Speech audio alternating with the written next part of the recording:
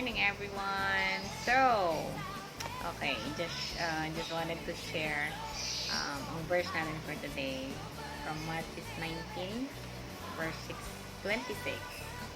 Um, sabi doon, Jesus said, with man, this is not possible.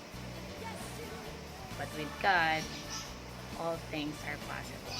So, I just wanted everyone na makakapanood ng video na to remember na hindi natin kaya kung tayo lang.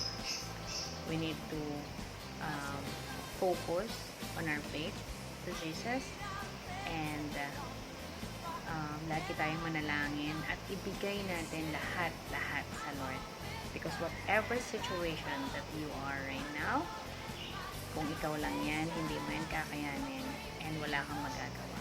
But everything and all things are possible with the Lord. So, itaas mo yan lahat sa Kanya. Okay?